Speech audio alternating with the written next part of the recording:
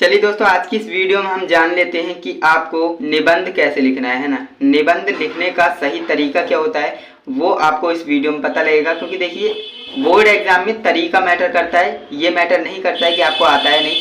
देखिए, कई स्टूडेंट क्या होते हैं, उन्हें आता पूरा है लेकिन उन्हें लिखने का तरीका ही नहीं पता है ना, तो ऐसा करने पर उनके नंबर कट हो जाते हैं। तो इसीलिए मैं आपको बोलता हूँ कि आपको आता है या नहीं वो मैटर नहीं करता है, आपको लिखने का तरीका पहले सीखना चाहिए। क्योंकि देखिए, बोर्ड एग्जाम है ये, है ना, बोर्ड एग्जाम है और इसमें काफ़ी सारी कॉपी होती हैं, तो टीचर्स को कॉपी चेक करने में दिक्कत होती है। तो आपको करना क्या है, सही तरीके से लिखेंगे तो टीचर्स भी खुश होकर कॉपी को चेक करेंगे एंड पूरे नंबर आपको देंगे, है ना। तो ये आपको तरीका पता होना चाहिए। और आज की इस वीडियो को अगर आप कंप्लीट देखते हो तो निबंध लिखने का बिल्कुल सही तरीका आपको मैं बताने वाला हूँ। एंड अगर आप इस तरह से लिखोगे तो डेफिनेटली 100% आप जो है फुल मार्क्स लेकर के आओगे अपने निबंध में, है ना। और सबसे ज़्यादा जो है निबंध के ही नंबर होते हैं, जैसा कि आप जानते हैं। तो क्यों ना हम इसे पहले तैयार कर लें। अब देखिए, प्रश्नोत्तर संख्या जो 14 होता है उसमें हमसे जो है निबंध पूछा जाता है ना। तो इसमें निबंध में आपको करना क्या होता है, जो भी आप लिखना चाहते हो। देखिए, स्टूडेंट ने लिखा है कि मेरा प्रिय साहित्यकार, है ना, तो इस तरह से आप लिख सकते हो। जो भी आपका आएगा उसको आपको हेडिंग बनाना है और ब्लैक स्केच पेन से आपको अंडरलाइन कर देना है। एंड इसके बाद मोस्ट इंपॉर्टेंट चीज आपको बता रहा हूँ, कान खोलकर सुनिएगा, है ना। ये चीज कई स्टूडेंट फॉलो नहीं करते हैं, इसी वजह से उनके नंबर कट होते हैं। तो आपको करना क्या है, रूपरेखा जरूर बनानी है। देखिए, रूपरेखा क्यों मैं बोल रहा हूँ, क्योंकि रूपरेखा में आप वो चीज मेंशन करते हो जो आपने आगे लिखा है ना। रूपरेखा का मतलब क्या है कि ओवरव्यू आपने दे दिया कि हमने जो है इस निबंध में इन टॉपिक के बारे में डिस्कशन किया है ना, लिखा है इनके बारे में।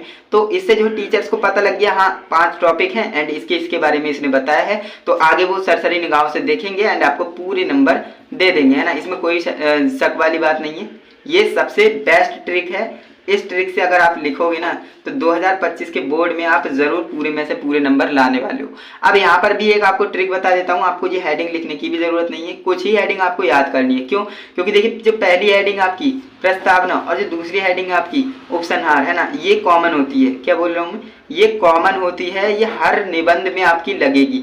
यानी कि पहली और लास्ट वाली हेडिंग तो कॉमन है, हर प्रकार के निबंध में आप लिख सकते हो, प्रस्तावना और उपसंहार। अब बात करते हैं बीच वाली हेडिंग क्या है ना, तो ये जो है चेंज होंगी। क्या बोल रहा हूँ मैं, ये चेंज होंगी। क्यों? क्योंकि आपका जो है टॉपिक चेंज हो रहा है। अब देखिए, मेरा प्रिय कवि टॉपिक पर इन्होंने जो है निबंध लिखा है, तो इन्होंने जो मेरा प्रिय कवि से रिलेटेड बनाया। देखिए, जन्म तथा परिचय किसका, साहित्यकार का, सॉरी कवि बोल दिया, साहित्यकार का, है ना। एंड इसके बाद शिक्षा किसकी, साहित्यकार की, साहित्य जीवन। तो इस तरह से जो है ये चेंज होगा, है ना। जिस भी टॉपिक पर आपका निबंध है वो यहाँ पर जो है 3 हेडिंग बदल जाएंगी एंड मैक्सिमम आप 5 हेडिंग लिखेंगे तो काफ़ी है। अगर आप 6 से 7 लिखते हैं तो और ज़्यादा बेहतर है ना। तो इस तरह से अगर आप लिखते हो तो पूरे नंबर मिलते हैं। अब चलिए देखते हैं कि करना कैसे होता है। पहली हेडिंग आपको डालनी है प्रस्तावना एंड उसके बारे में लिखना है, देन इसके बाद जन्म तथा परिचय डालना है, फिर उसके बारे में लिखना है। इसी तरह से आपको सभी हेडिंग के बारे में लिखना है। अब लिखना कैसे है वही मैं आपको आगे वीडियो में बताने वाला हूँ, है ना। तो देखिए, यहाँ पर जो है हमने सबसे पहली हेडिंग क्या बनाई, जो कि हमारी थी प्रस्तावना, है ना। तो प्रस्तावना हमने सबसे पहली हेडिंग बनाई, है ना।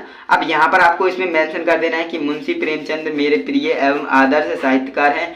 वे हिंदी साहित्य के प्रमुख स्तंभ थे जिन्होंने हिंदी जगत को कहानियां एवं उपन्यासों की अनुपम सौगात प्रस्तुत की। अपनी उत्कृष्ट रचनाओं के लिए मुंशी प्रेमचंद उपन्यास सम्राट कहे जाते हैं। तो इस तरह से आपने प्रस्तावना में बता दिया। अब बात करते हैं कि जन्म तथा परिचय, है ना, जन्म तथा परिचय। अब इसमें आपको लिख देना है मुंशी प्रेमचंद जी का जन्म उत्तर प्रदेश के वाराणसी जिले में लमही नामक ग्राम में कितनी सन में हुआ था, 1980 ईस्वी में। प्रेमचंद जी का वास्तविक नाम धनपत राय था। इस तरह से जो आपको लिखना है। इसके बाद आपको जो है शिक्षा के बारे में बताना है, क्योंकि जो जो हेडिंग आपने बनाई है उनके बारे में आपको बताना रहेगा।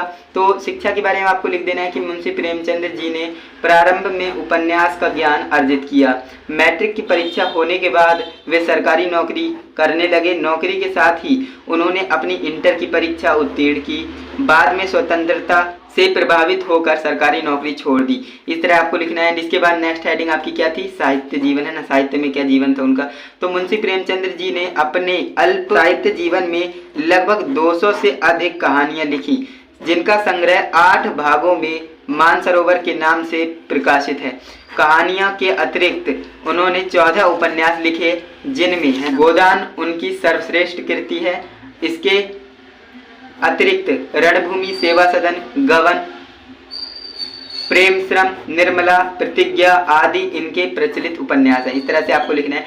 देन लास्ट हेडिंग आपकी कॉमन है, पहली और लास्ट मैंने आपको बताया उपसंहार। उपसंहार में आपको लिख देना है कि ऐसे महान उपन्यासकार, नाटककार व साहित्यकार के लिए इससे बढ़कर और बड़ी श्रद्धांजलि क्या होगी कि उनकी मृत्यु के 8 दशकों के बाद उनकी रचनाओं की प्रासंगिकता पूर्ववत बनी हुई है। हजारों की संख्या में हमारे हिंदी साहित्य का गौरव थे और हैं और सदैव रहेंगे। इस तरह से आपको लिखना है एंड ये आपका जो है कंप्लीट हो जाता है। तो अगर आप इस तरह से जो कहानी को लिखेंगे तो डेफिनेटली आप फुल ऑफ फुल मार्क्स लाएंगे, है ना। इसमें आपका 1 नंबर भी नहीं कटेगा, ये मैं 100% कह सकता हूँ, क्योंकि अगर आपने इस तरह से लिखा ना तो ये सबसे बेस्ट तरीका है ना, ये सबसे ज़्यादा बेस्ट तरीका है। अगर आप इस तरह से लिखेंगे तो टीचर आपकी कॉपी देखते ही खुश हो जाएगा और खुशी खुशी आपको पूरे में से पूरे नंबर देने वाली है 100%, है ना। तो आज की ये वीडियो आपको कैसी लगी फटाफट से लाइक कीजिएगा वीडियो को, है ना। वीडियो आपको कैसी लगी कमेंट में ज़रूर बताइएगा, है ना, जिससे कि हमें पता लगे। एंड आगे आप किस टॉपिक पर वीडियो चाहते हो वो भी आप कमेंट में बता सकते हो। अपने दोस्तों के साथ भी इस वीडियो को शेयर करना जिससे कि वो भी निबंध लिखने का सही तरीका सीख सकें। चैनल पे नए हो तो सब्सक्राइब कर लेना, क्योंकि आने वाले वीडियो में मैं आपको बताने वाला हूँ कि आपको इंग्लिश में किस तरह से लेटर लिखना है, किस तरह से आर्टिकल लिखना है ना, वो सारी चीज़ें आपको बताने वाली हैं। तो इसलिए क्लास 12th के स्टूडेंट्स जरूर चैनल को सब्सक्राइब करेंगे, है ना। क्लास 10th की तो वीडियोज़ आती ही हैं। तो आज की इस वीडियो में बस इतना ही, मिलते हैं नेक्स्ट इंटरेस्टिंग इन्फॉर्मेटिव वीडियो के साथ। तब तक के लिए जय हिंद, वंदे मातरम।